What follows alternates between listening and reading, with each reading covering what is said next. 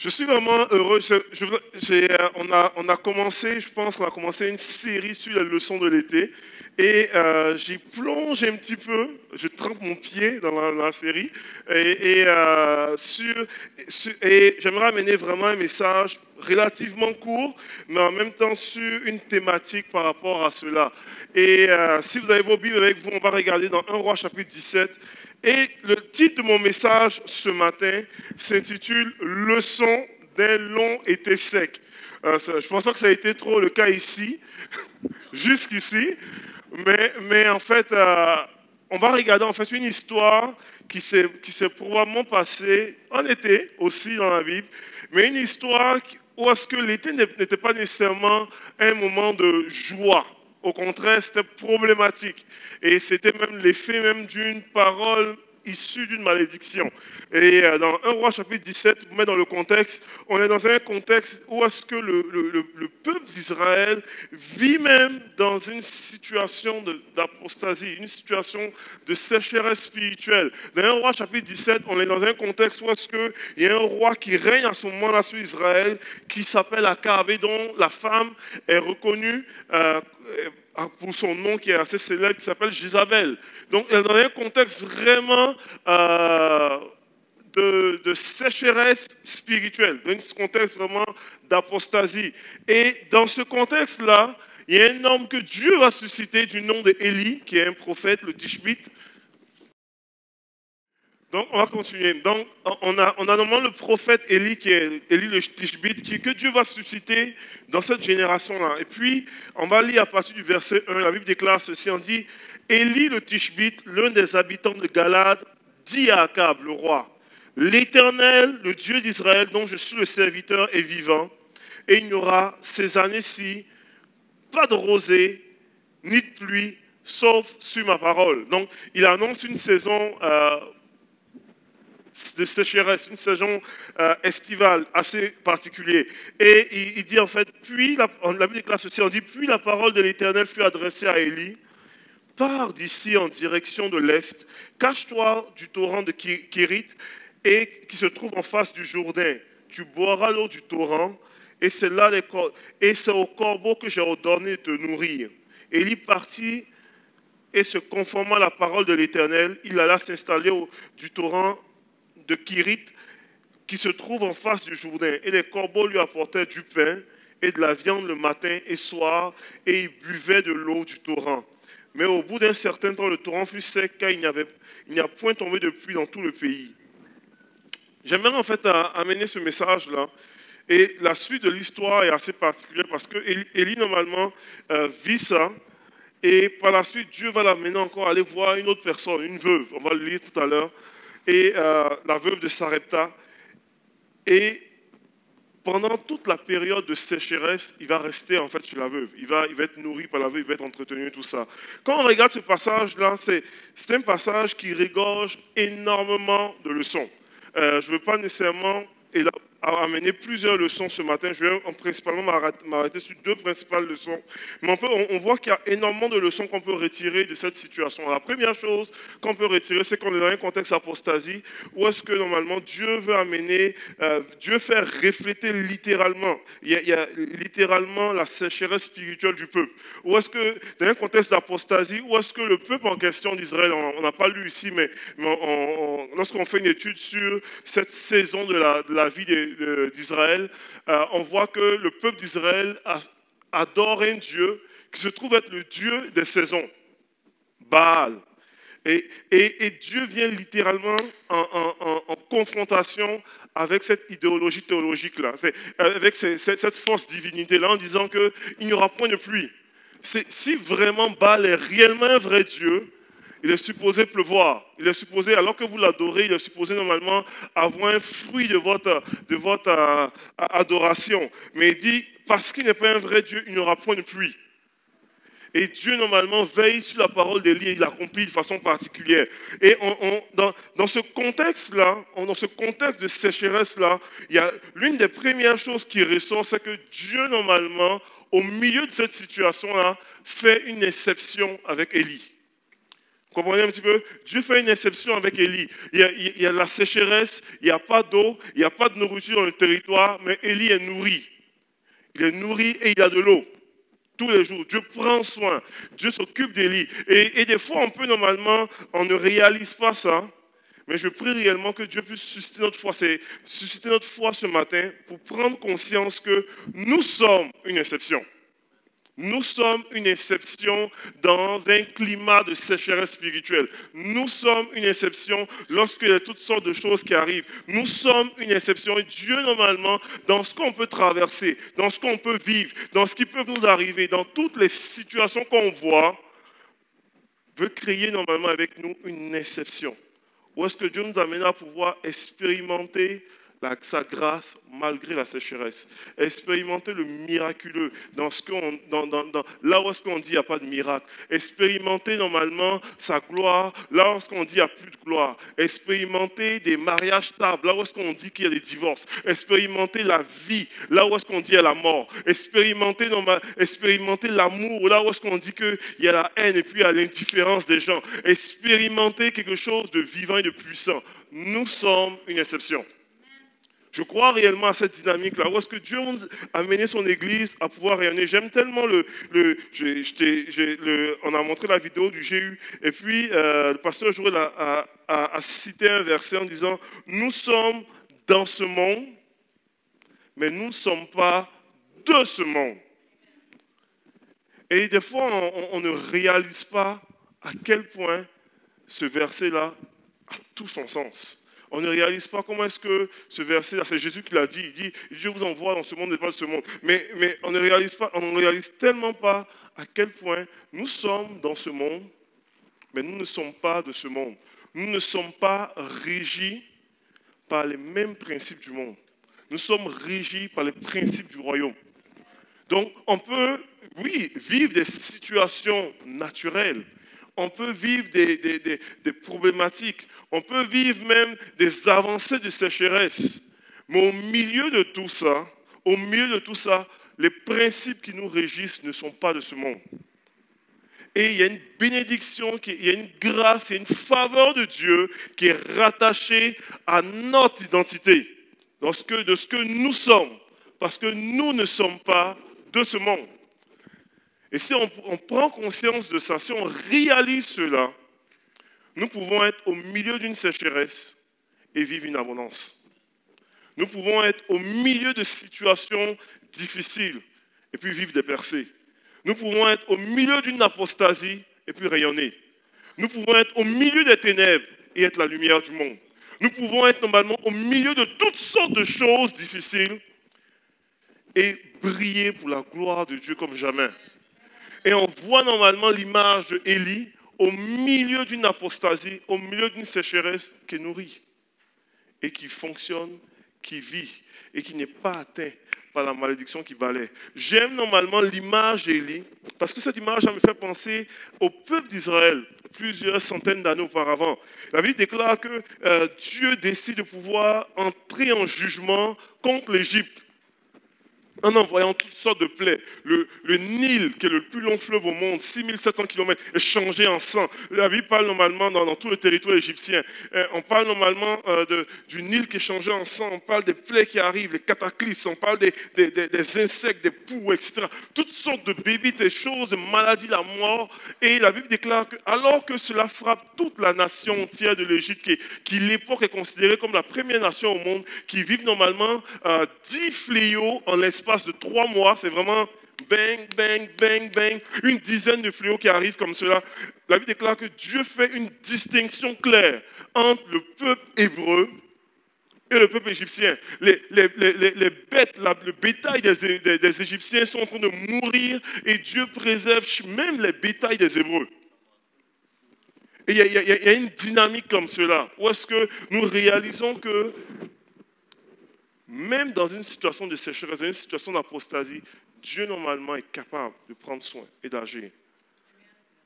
Une des grandes erreurs qu'on vit en tant que croyant, puis on aime souvent dire ça, on dit, bon, la pluie tombe sur le bon et sur le méchant, sur le juste. C'est vrai, c'est la Bible qui déclare cela. Et on vit toutes les choses. Mais je vais vous déclarer une chose ce matin, puis je crois réellement que nous devons commencer à croire et à s'attendre à ça. Les difficultés arrivent, nous ne sommes pas épargnés, mais notre perception et celui qui marche avec nous est beaucoup plus grand que celui qui est dans le monde. Et nous sommes appelés normalement. Une des grandes leçons que nous pouvons apprendre dans cette saison-là, c'est qu'au milieu des difficultés, au milieu des tribulations, au milieu de toutes ces choses-là, si Christ est avec nous, si Christ est en nous, nous sommes plus que vainqueurs. Et nous sommes appelés à pouvoir rentrer dans une dynamique de foi, une dynamique de percée dans le nom de Jésus. Et on voit cela, on voit que... Je continue un petit peu. On voit qu'Élie, normalement, dans cette saison, je vais parler de deux leçons ce matin. Dans cette saison-là, alors que Élie, normalement, vit cette situation, Élie va rentrer dans une première saison, la saison que j'ai intitulée la saison du torrent et des corbeaux. Alors que la sécheresse, la Bible déclare que Dieu va dire à Élie, va près du torrent, bois l'eau du torrent, et moi, j'ai envoyé des corbeaux. C'est assez particulier. Élie va expérimenter trois, là j'en vois deux, mais Élie va expérimenter trois formes d'intervention surnaturelle pour être nourri. La première forme, on voit la forme avec les corbeaux qui viennent le nourrir. La deuxième forme, on voit avec la veuve de Sarepta. Et plus tard, on voit normalement que Élie va être même nourri par un ange quand il va devoir aller rencontrer Dieu sur la montagne. Donc, il y a un ange qui vient le réveiller pendant qu'il dort et puis lui donne la nourriture. Mais on va voir ici ces deux interventions de Dieu. La première intervention de Dieu, c'est Dieu qui envoie le corbeau. Dans la deuxième, c'est Élie qui doit prendre ses deux pieds et aller chez la veuve. Comprenez-vous un petit peu? Et il y a comme différentes saisons. Des fois, on vit des choses, à un moment comme ça, je n'aurai pas le temps de pouvoir tout élaborer au niveau de l'étude par rapport à ça, mais je vais faire un survol sur ça.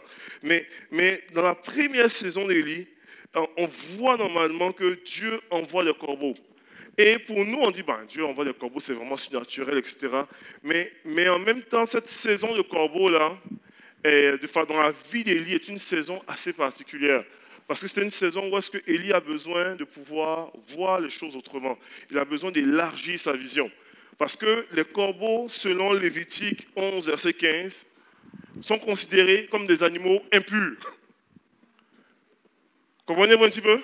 Donc, pour Élie qui vit cette situation, qui est nourri par les corbeaux, etc., tout ça ou quoi, pour nous, on prend tout ce que ça vient, mais ça vient vraiment le confronter dans toute sa compréhension théologique des choses.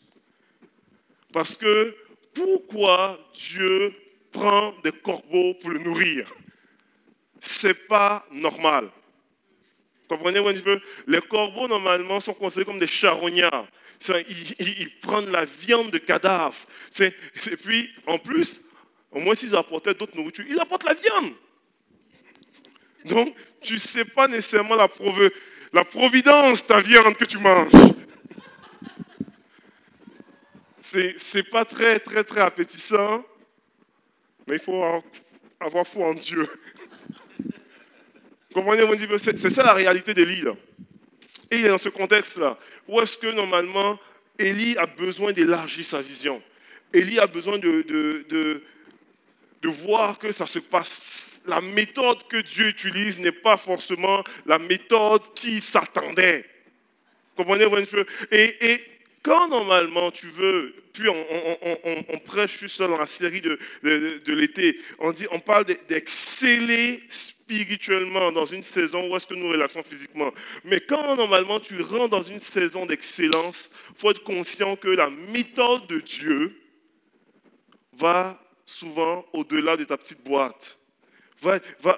Dieu va t'amener à pouvoir élargir ta vision, élargir l'espace de t'attente, élargir ce que normalement jusqu'ici tu avais conçu dans ta compréhension de théologie ou quoi. Parce que Dieu peut t'amener un peu plus loin. Parce que Dieu et on le voit dans la vie d'Élie, comment est-ce que Dieu élargit sa vision en permettant dans l'histoire, jamais on a vu cette expérience surnaturelle là où est-ce que, avant Élie, où est-ce que Dieu envoyait des corbeaux pour nourrir quelqu'un. Comprenez-vous? C'était une expérience spirituelle totalement nouvelle. Donc, Élie rentrait dans des complètement, il défrichait de nouveaux sentiers. Aujourd'hui, on peut dire, bon, si on le voit, on dit, ben, dans la Bible, c'est écrit, donc peut-être on va manger. Mais pour Élie, c'était complètement nouveau. Donc, il découvre cela et en même temps, il doit élargir sa vision par rapport à sa compréhension théologique des choses. Parce que Dieu suscite qui il veut, il utilise qui il veut, quand il veut, où il veut et comment il veut. Dans les Écritures, on voit normalement, il y a plusieurs exemples de personnes que dans ma compréhension théologique, je ne les aurais pas classées comme étant des personnes utilisables par Dieu. Je n'aurais pas classé le pharaon d'Égypte qui était polythéiste, il adorait plusieurs dieux, comme étant quelqu'un que Dieu pourrait utiliser, au temps de Joseph. La Bible déclare que Pharaon fait un rêve, il voit normalement 7 vaches maigres et 7 vaches grasses qui sont avalées, et les vaches maigres vont complètement avaler les vaches grasses. Et après ça, il voit normalement 7 épis de blé complètement desséchés et 7 beaux épis de blé. Et finalement, les épis de blé desséchés vont littéralement balayer les épis de blé qui sont normalement en bon état. Et la Bible déclare que Joseph vient, et puis Joseph dit à Pharaon, Pharaon, Dieu t'a fait connaître les 14 prochaines années d'Égypte. Dieu avait parlé en songe prophétiquement à un païen polythéiste. Comprenez-vous un petit peu? Ce n'était pas nécessairement mon premier choix. Je peux normalement parler de Nebuchadnezzar. Nebuchadnezzar, c'était un roi despotique, extraordinairement violent, cruel. C'est même pas moi qui le dis. Historiquement, il est reconnu comme étant cruel, mégalomane. C'était ça, là, le portrait de Nebuchadnezzar. Mais la Bible déclare que Nebuchadnezzar, à un moment donné, fait un rêve. Et puis, dans son rêve, il voit une immense statue. En fait, il se voit, lui, en immense statue dorée. Et il explique son rêve, comme il dit, je vois une immense statue, et la tête est faite d'or, c'est moi. Et puis après ça, je vois des bras d'argent, je vois normalement le corps de cuivre et de bronze mêlé à de l'argile, etc. Tout ça. Puis Daniel vient et puis dit, Dieu t'a fait. Puis il raconte toute l'histoire, il dit, la statue est immense, imposante, mais il y a une pierre à un moment donné qui vient et qui frappe la statue, qui brise complètement toute la statue, et la pierre commence à grossir et envahir toute la terre. Et puis Daniel vient et puis dit, roi, Dieu t'a fait connaître le futur de l'humanité. C'est vraiment ça. Et il dit, la tête, c'est l'empire babylonien. Il dit, après toi, il y aura un autre empire qui viendra, moins fort que le tien, l'empire des Mèdes et des Perses. Et il dit, après toi, il y aura un empire qui est beaucoup plus rapide, qui ne restera pas longtemps, qui est fait de bronze. Comme le bronze pâlit rapidement, il va être très court. L'empire grec. Et puis, il commence à expliquer l'histoire des 490 prochaines années de l'humanité au roi qu'il a vu prophétiquement dans un rêve. Un roi despotique, cruel, violent, qui voit prophétiquement ce qui allait prendre place. Est-ce que ça aurait été mon choix? Non. Comprenez-vous un petit peu? Et qui, comment on appelle là? Et Daniel continue puis dit, la pierre normalement qui s'est relâchée d'une montagne, et vraiment plus tard, il y a un autre royaume qui vient, que le royaume de Dieu, qui annonce clairement, c'est une prophétie messianique. Donc on est dans un contexte de prophétie messianique qui parle normalement des temps futurs donnés à Nebuchadnezzar, que aujourd'hui, jusqu'à aujourd'hui, même dans le monde rabbinique, on reconnaît cette parole de Daniel là comme étant tout simplement au niveau des Juifs, comme étant une prophétie de Daniel valide par rapport au temps de la fin, mais qui au préalable était donnée à un roi non juif, païen, despotique, idolâtre, qui ne connaissait pas Dieu.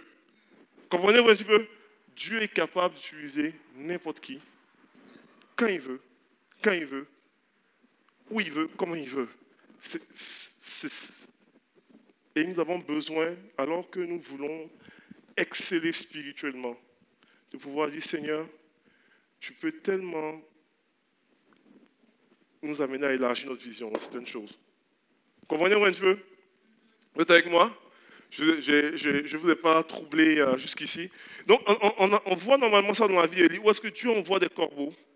Et c'est une expérience ponctuelle. C'est une expérience où est-ce que Élie a appelé à élargir sa vision. C'est une expérience où est-ce que Élie a besoin de pouvoir réaliser que Dieu est capable de faire des choses qui vont un peu à l'encontre de sa compréhension. Et Dieu l'amène et Dieu l'amène à pouvoir progresser dans cela. S'il n'y avait pas eu l'expérience des corbeaux, Élie n'aurait jamais pu aller chez la veuve de Sarepta, qui elle, normalement, est une non-juive. Comprenez un petit peu? Dieu l'amène normalement à une situation un peu à l'image de Pierre, qui a vu, je ne sais pas si vous vous rappelez ça, dans Actes chapitre 10, Pierre normalement a une vision, il voit tous les animaux impurs, des quadrupèdes, tout ça, et puis il entend une voix qui vient de Dieu qui dit, viens, prends, tue et mange. Et puis il dit, non, Seigneur, je n'ai jamais mangé quelque chose d'impur de même. Puis Dieu dit, ce que moi j'ai déclaré pur, pourquoi le déclares-tu impur? Et puis il ne veut rien manger. Pendant 3 fois, Dieu lui demande. Et puis après sa vision, il y a des gens qui viennent pour dire, oh, il y a un homme romain qui s'appelle Corneille et tu as besoin de rentrer chez lui. Et il a vu en vision que tu venais lui parler de Christ. Élie il a vécu la même chose avec le corbeau. Alors que Élie s'est fait nourrir par normalement un animal impur, Dieu plus tard lui dit, va voir une veuve considérée comme impure pour les Juifs, à Sarepta, qui est au Liban, et elle va te nourrir, comme les corbeaux que j'ai envoyés pour te nourrir. Vous êtes avec moi? C'est exactement ça. S'il n'y avait pas eu l'expérience des corbeaux, Élie n'aurait pas pu aller à Sarepta, parce que ça aurait été trop. Mais il avait vu que Dieu avait déjà agi avec les corbeaux. Donc il pouvait faire le step de faith pour dire, ok, je vais voir une femme étrangère qui va me nourrir. Comprenez-vous un petit peu? Ça va? Donc il y a cette image-là. Et des fois, normalement, nous allons vivre cela. Nous allons vivre des situations comme ça où est-ce que Dieu va... Ce sont des leçons de foi. Hein. Dieu ne nous met jamais des choses trop gros au début. Et nous amène à pouvoir aller un peu plus loin. Et alors qu'on va un peu plus loin, des fois ça sort de notre boîte, ça sort de notre conception, ça sort de ce qu'on voit, ça sort de ce qu'on a... Il ne s'est jamais fait ça auparavant. Pas grave, ça prend une première fois. Ça prend une première fois. Jusqu'ici, c'est jamais arrivé. Puis non, sors, vas-y. Vas-y avec grâce, vas-y avec foi. L'Esprit de Dieu est avec toi, vas-y. Je ne sais pas ce que tu vis aujourd'hui, mais j'ai la conviction dans mon esprit qu'il y a des personnes ici que jusqu'ici, ils étaient restés dans cette zone-là où est-ce que voici la norme. Et Dieu t'appelle à pouvoir aller un peu plus loin. Aller un peu plus loin. Et s'il y a une leçon que tu peux retenir cet été-là, c'est que Dieu t'appelle à pouvoir exceller encore plus, aller un peu plus loin. Et lorsque tu vas aller un peu plus loin, tu vas voir qu'il va t'amener aller encore un peu plus loin. Encore un peu plus loin. Vas-y. Et c'est ce qu'on voit dans la vie, on le voit ici dans la vie d'Élie. Où est-ce qu'il est, il est dans cette saison de taurins et de corbeaux. Et jusqu'à un temps, c'est fascinant de voir que Dieu aurait pu garder Élie à manger du pain et de la viande et puis à boire l'eau du torrent tout le temps. Mais c'est une expérience ponctuelle. À un moment donné, c'est fini. Il n'y a plus d'eau et puis Élie doit avancer. Et Élie a besoin d'avancer. Et dans notre vie chrétienne, quand on marche avec Dieu, quand on apprend des leçons de foi, vous allez voir qu'à un moment donné, il n'y a plus d'eau à Kérit. À un moment donné, le torrent qui t'a abreuvé pendant des mois, c'est fini. Et tu dois avancer. Le danger, normalement, dans notre vie de foi, c'est que nous habitions trop à Kérit. Les corbeaux ne viennent plus, le torrent est sec, et nous ne voulons point quitter Kérit. Comprenez-vous un petit peu? Vous dites, ah, Dieu a toujours pourvu ici, on va attendre que le corbeau revienne. Il n'y a plus d'eau qui coule du torrent. Or, Dieu a toujours abreuvé ici, on va attendre que l'eau ressorte. Mais c'est fini. C'est juste fini. Il faut avancer. Et je vous le dis, ce matin, Dieu nous parle et Dieu nous dit, avançons. Merci Seigneur pour le torrent de Kérit. Merci Seigneur pour le corbeau. mais nous avons besoin d'avancer. Nous avons besoin d'avancer dans notre vie chrétienne. Nous avons besoin d'avancer dans notre mariage. Nous avons besoin d'avancer. Merci Seigneur pour notre travail. Merci Seigneur pour ce que Dieu a pourvu jusqu'ici. Mais nous avons besoin de quitter, d'avancer. Parce qu'il y a une autre saison. Et la saison à Sarepta. Où est-ce que nous avons besoin d'aller? Et on le voit. Alors que Dieu envoie Élie à Sarepta, Dieu étire la foi d'Élie aussi. Il dit, cette fois-ci, c'est pas moi qui envoie, c'est toi qui vas aller. Il dit, vas-y à Sarepta. Et là, à Sarepta, probablement, Élie aurait voulu entendre qu'il y a un homme riche qui est juif ou qui est hébreu, qui est là-bas, qui s'est enfui, qui n'était pas d'accord avec Akab, et puis qui s'est isolé en terre étrangère. Et lui, il va normalement te nourrir. Ce n'est pas nécessairement ce qu'il entend. Ce qu'il entend, c'est qu'il y a à Sarepta une veuve. Donc, il sait que, oh boy, elle n'est pas hébreu. Ouf. Et en plus de ça, c'est une veuve. Donc, ça veut dire, en 2017, je dirais, c'était un BS. C'est ça, littéralement, là. Parce que les veuves étaient pauvres. C'était ça. Donc, Dieu dit à Élie, là, il y a quelqu'un qui va te nourrir, mais c'est le BS. Ou c'est un SDF, c'est un sans domicile fixe, c'est un gars qui squatte dans les rues de Montréal. C'est comme, aïe aïe, mais il semble que ce n'est pas la gloire. Là. Vous comprenez un petit peu? C'est exactement ce qui arrive dans la vie d'Élie. Donc on parle d'une veuve, une femme qui est pauvre, qui n'a même pas les moyens et qui est supposée te nourrir. Tu as plus le goût de l'aider que d'accepter quelque chose de sa part. Mais c'est comme ça que Dieu amène Élie. Et Élie arrive là, il y a une démarche d'humilité dans la démarche d'Élie, mais il y a aussi une démarche de foi dans la vie de la femme. Si vous voulez, on va lire dans les Écritures rapidement. Quand on lit dans 1 Roi à partir du verset 8, on dit « Alors la parole de l'Éternel fut adressée. Lève-toi, va à Sarepta qui appartient au territoire de Sidon. » On parle du Liban à peu près. On dit « Et installe-toi. » Il dit « J'y ai ordonné à une femme veuve de te nourrir. » Il se leva et partit à Sarepta, et en arrivant à l'entrée de la ville, il vit une femme veuve en train de ramasser du bois. Il appela et dit, je t'en prie, va me chercher un peu d'eau dans une ruche afin que je boive. Elle alla en chercher. Il appela de nouveau et dit, je t'en prie, apporte-moi un morceau de pain dans ta main. Elle répondit, l'Éternel ton Dieu est vivant, je n'ai rien de cuit, je n'ai qu'une poignée de farine dans un pot et un peu d'huile dans une ruche, et je suis en train de ramasser 2 morceaux de bois. Je rentrerai et je préparerai pour moi et mon fils. Nous le mangerons, après quoi nous mourrons. Comprenez? Là, on est en train de lire un passage qui est extrêmement tragique. Là. Il y a la famine qui frappe depuis plusieurs mois, et la sécheresse partout, il n'y a plus rien, il n'y a pas de nourriture. Elle, normalement, elle vit sur ses derniers milles, sa dernière provision, sa dernière nourriture. Et là, elle demande normalement, Élie normalement vient, elle a reçu de la part de Dieu qu'elle est supposée nourrir un homme de Dieu. Elle est supposée nourrir un homme de Dieu, mais ce qu'elle a n'est même pas assez pour elle et son fils. Comprenez-vous un petit peu? Et ça sent trop le Dieu, ça. Vous comprenez? C'est Dieu qui fait des choses de même. En temps normal, on aime avoir souvent la provision avant l'ordonnance. Mais Dieu, quand il agit, il donne l'ordonnance, il donne la vision, et ensuite la provision. Donc souvent, c'est le principe, ça sent Dieu. Elle n'a même pas assez. C'est comme si ton compte tu reçois ton 500 pièces de BS, et puis là, tu es supposé normalement prendre une personne à charge chez toi. C'est comme, mais voyons donc, ça n'a pas d'allure.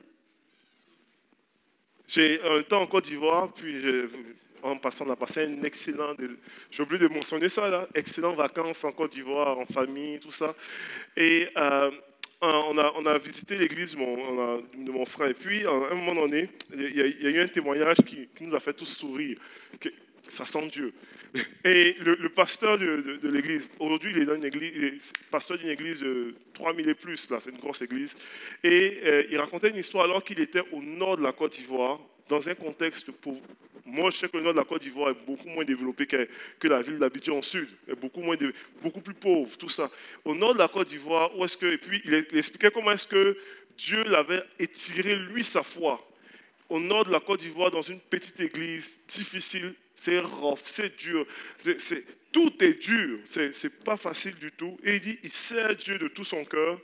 Et il dit, lorsqu'on l'a affecté au nord, même ses collègues lui disaient, qu'est-ce que tu as fait au bureau national qu'on t'affecte là? Qu'est-ce que tu as fait? Ça doit être une mesure punitive pour toi. Donc, il est là, il sert Dieu de son cœur. Et il dit, à un moment donné, il reçoit une demande des plus farfelues. Parce que son église n'avait même pas assez de moyens pour se payer, pour se construire une bâtisse. Et ils empruntaient la bâtisse d'une autre église, d'une autre dénomination. Et il dit, il reçoit une demande farfelue d'un orphelinat qui veut s'implanter, tout ça. Et la demande, en fait, des responsables de l'orphelinat est que est-ce que votre église pourrait soutenir la construction de notre orphelinat? Je n'ai même pas d'église, moi. Puis tu veux que je soutienne ta construction, toi. Et ça, c'était encore beau. La demande, normalement, l'équivalent du montant qu'il demandait, il demandait normalement 250 000 $ de dons pour financer. Donc, pour lui, il raconte, il dit, j'ai dit, mais les gens sont ridicules, ils sont tellement pas sérieux. Il me demande, c'est puis, il pose la question au directeur, et puis il dit, mais est-ce que tu as... Pour moi, il a envoyé des lettres partout, et il dit, non, il dit, j'ai vraiment eu à cœur de te demander à toi. Dieu m'a dit de venir te demander à toi. Donc, je suis venu simplement te le demander. Il dit, ben, je n'ai vraiment pas tes 250 000 $. Il dit, j'ai même pas... Il dit, non, j'ai rien. Et il laisse le gars partir comme cela. Et dans la même période de temps, il raconte l'histoire. Il dit, il y a un commerçant musulman, pas chrétien, qui demande qu'on puisse prier pour lui. Et il prie pour la personne.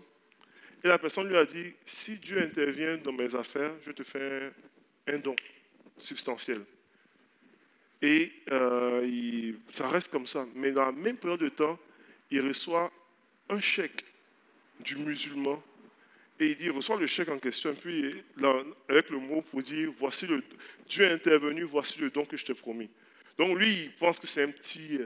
Et il ouvre le chèque et il se rend compte que c'est un chèque de 250 000 $ de don. Donc, il voit le chèque, il adressé en plus, même pas au nom de l'église, à son nom à lui. Et il dit, première fois de sa vie de voir un montant comme cela. Et puis tout de suite dans son esprit, Dieu lui dit, c'est pas pour toi l'argent.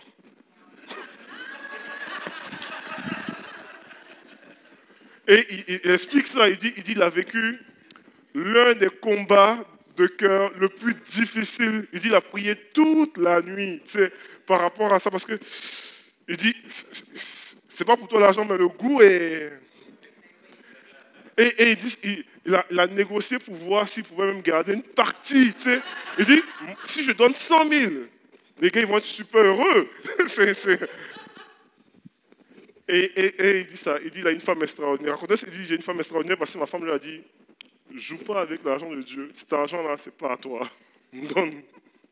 Donc, il a rappelé le directeur de l'orphelinat et il dit, viens prendre ton argent le plus vite possible avant que je change d'idée.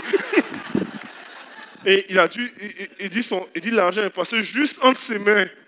Il dit c'est une offrande extraordinairement douloureuse. Je le comprenais là, tu sais.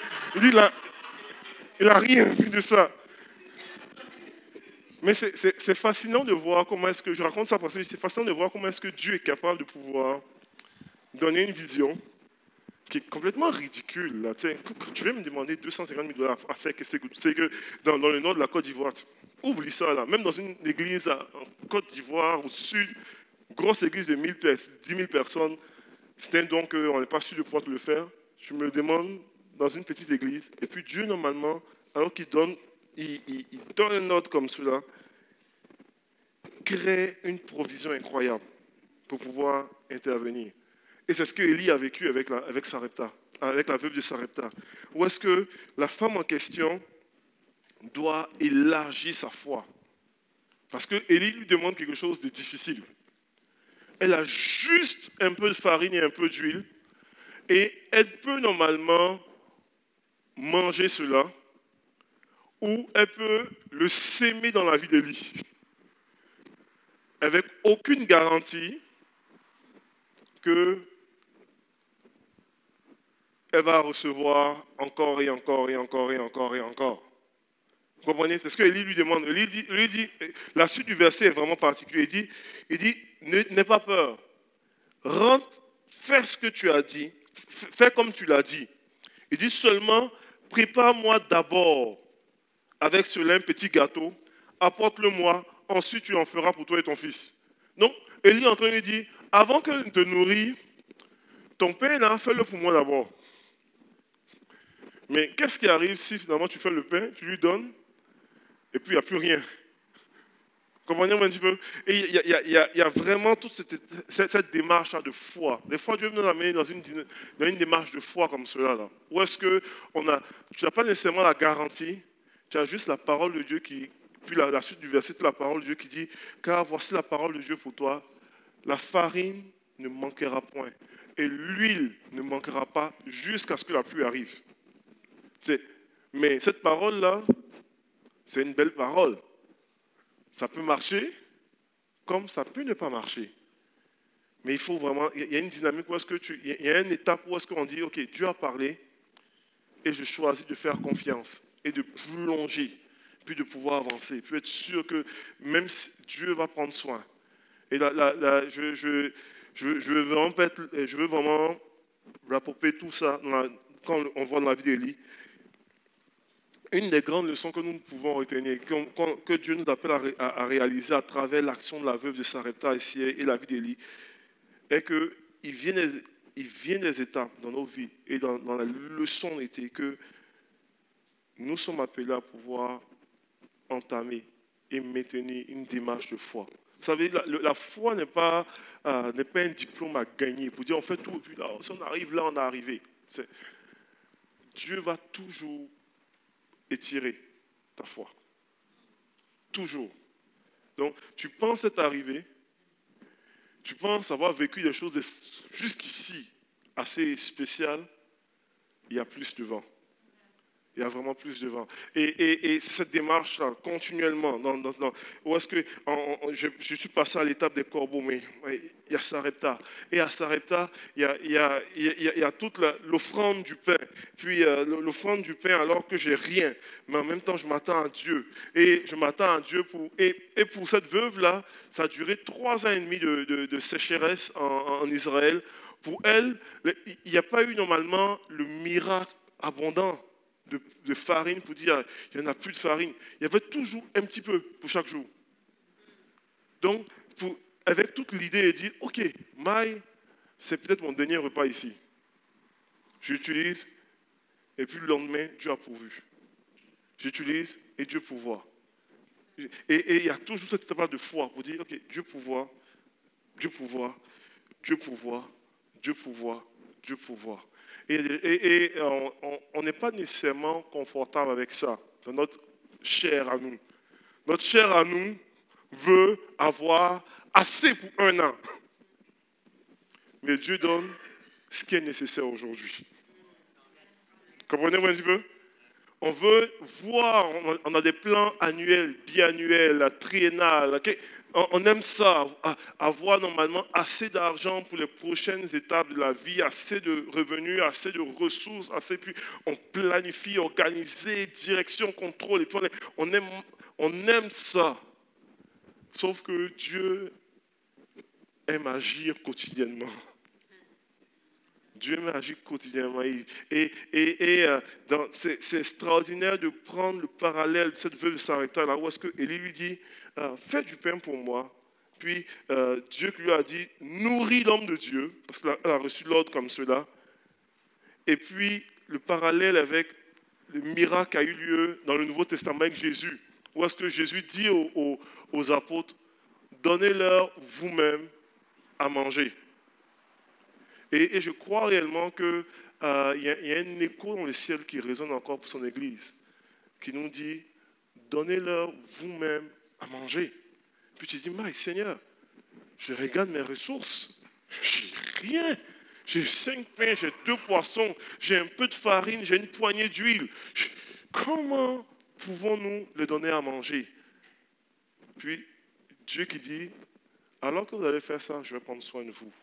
Alors que vous allez équiper des enfants pour l'année scolaire, je vais prendre soin de son église. Alors que vous allez normalement investir pour le projet de Noël, je vais prendre soin de mon église. Je vais prendre soin de vous, je vais pouvoir, je vais intervenir, je vais agir. Alors qu'on va envoyer des sous en Haïti, je vais prendre soin, je vais agir. Alors que tu vas normalement choisir de pouvoir investir. Alors que tu vas choisir de pouvoir prendre soin. Alors que tu as l'impression de manquer tellement de temps que tu as. Et puis, je n'ai pas le temps à donner à l'église. Puis je choisis de donner.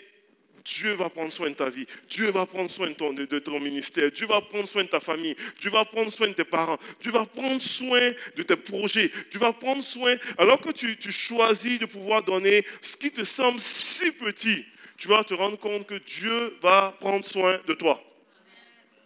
Dieu va prendre soin. Et c'est un des principes même de la vie, de la foi chrétienne. Leçon de l'été. Où est-ce qu'on voit des gens qui se donnent avec ce qu'ils ont de si petit, mais que Dieu utilise pour faire le miraculeux. Je ne sais pas ta situation de vie ce matin, puis je vais vraiment terminer avec ça. Je ne sais pas ta situation de vie ce matin. Je ne sais pas dans quel état d'esprit tu es venu ce matin, dans cette belle journée chaude d'été, en annonce de la belle température pour les prochains jours, pour ceux qui seront en vacances. Mais je veux déclarer cela dans ta vie. Je veux déclarer vraiment cela dans ta vie. Dieu t'appelle à aller plus loin. Dieu t'appelle à aller plus loin. Au milieu d'une sécheresse spirituelle, Dieu t'appelle à être une exception. Au milieu des situations qu'on considère, au milieu des ténèbres, Dieu t'appelle à être une lumière. Au milieu de pression de toutes parts, Dieu t'appelle à rayonner. Parce que tu es un enfant de Dieu. Il y a une identité, il y a l'identité de Dieu qui va se distinguer sur ta vie. Et Dieu nous appelle à être le sel de la terre, la lumière du monde. Et peut-être que tu es venu ici, et jusqu'ici, tu as vu Dieu intervenir dans ta vie. Tu as vu Dieu agir de façon surnaturelle. Mais tu es dans une saison de kérite. Une saison où est-ce que le torrent s'est asséché.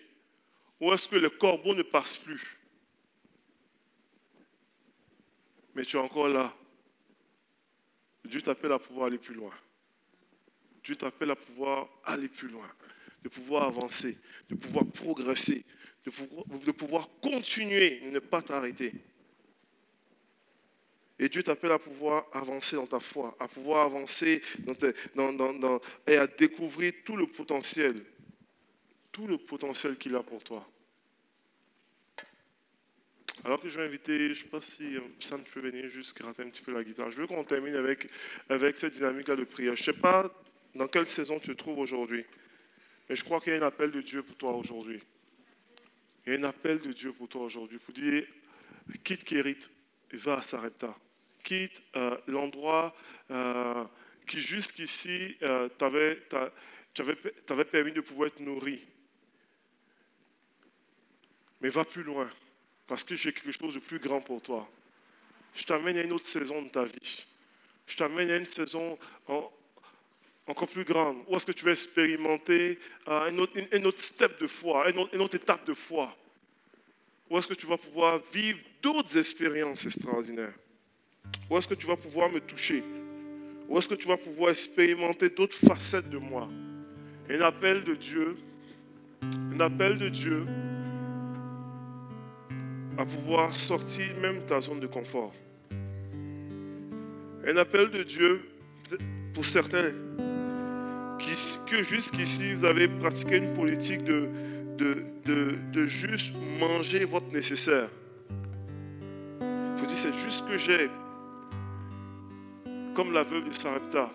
Jusqu'ici, et tu sens que Dieu t'appelle et Dieu te donne des directives pour faire des choses que tes ressources intellectuelles, tes ressources financières, tes ressources physiques semblent être nettement inférieur. Vous dites, Maï, Seigneur, tu m'amènes à quelque chose de tellement plus grand, mais je regarde ma réalité et j'ai l'impression que je vais déclarer que ta réalité n'est pas forcément la vérité. Et alors que Dieu donne vision, il y a une provision. Et peut-être tu es venu ici normalement et puis la vision est là, elle est forte dans le cœur, mais les provisions ne semblent pas être là. Je veux juste t'encourager alors que la vision est là, n'aie pas peur de faire le pas. Parce qu'alors que tu fais le pas, tu es capable de faire le miraculeux. Souvent, la provision vient bien après, alors que tu choisis de faire le pas.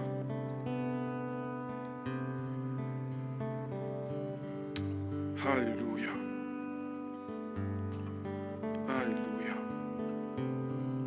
Qu'on puisse s'arrêter devant notre Dieu ce matin. Qu'on puisse vraiment remettre notre cœur, se positionner devant Dieu. Face à sa parole, face au message qu'il t'a apporté. À pouvoir juste se positionner. Dis, Seigneur, me voici devant toi. Et tu es capable d'identifier des aspects de ta vie. Où est-ce que ce message-là s'applique à ta vie, s'applique à certains projets. Il y a des gens ici qui peuvent faire un parallèle clair avec des projets que Dieu a mis sur votre cœur. Il y a des personnes ici qui peuvent faire un parallèle clair par rapport à des choses que Dieu a dit sur ta famille, des choses que Dieu a dit par rapport à certaines choses, par rapport à tes finances, par rapport à certains projets, à certaines convictions que tu as reçues depuis plusieurs temps.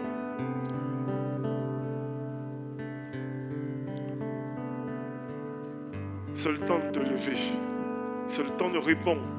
C'est le temps de dire, Seigneur, me voici devant toi. C'est le temps de dire, Seigneur, je donne mon cœur, ma vie. Je me lève et j'avancerai. Dans le temps de dire, Seigneur, par la grâce de Dieu, je rentrerai dans cette école de foi et je grandirai, progresserai dans ma vie, dans ma foi avec toi. Et j'expérimenterai ta grâce le miraculeux. J'excellerai dans le nom de Jésus dans une saison pour relaxer physiquement. Et par la grâce de Dieu, j'avancerai au nom de Jésus. Seigneur, je veux prier pour ton église ce matin. Je veux prier, Seigneur Dieu, pour chaque personne. Seigneur Dieu, qui se tient devant toi ce matin. Et merci de nous visiter ce matin. Et merci de nous saisir par ta parole, Seigneur Dieu. De nous amener à pouvoir prendre des pas pour toi. De nous amener à pouvoir avancer avec toi. De pouvoir, Seigneur Dieu, nous confier en toi, expérimenter le surnaturel, exceller spirituellement, Seigneur Dieu. Alors qu'autour de nous, des fois, n'est que sécheresse. Alors qu'autour de nous, des fois, normalement, n'est que pression ou situation. Tu nous appelles à rayonner et tu fais rayonner tes enfants et ton église au nom de Jésus. Seigneur, nous te remettons nos vies en tes mains. Donne-nous de marcher avec foi, avec audace, avec courage, avec conviction, Seigneur Dieu. Avec, Seigneur Dieu, ton onction au nom de Jésus. Et qu'on puisse, Seigneur, nous appuyer fermement sur ta parole, fermement sur tes promesses, Seigneur Dieu, fermement sur ta vision, Seigneur Dieu. Et crois Dieu pour la provision. Crois Dieu pour l'accomplissement des choses selon ce que tu as déclaré. Merci, Seigneur Dieu, de faire une œuvre dans nos vies. Au nom de Jésus. Et que qu'on puisse vraiment être des témoins de ta grâce, des témoins de ce que tu fais encore. Nous te remercions, nous te bénissons, nous te louons, Seigneur Dieu. Tu es digne d'être loué. Et que la gloire te revienne. Dans le nom de Jésus. Amen.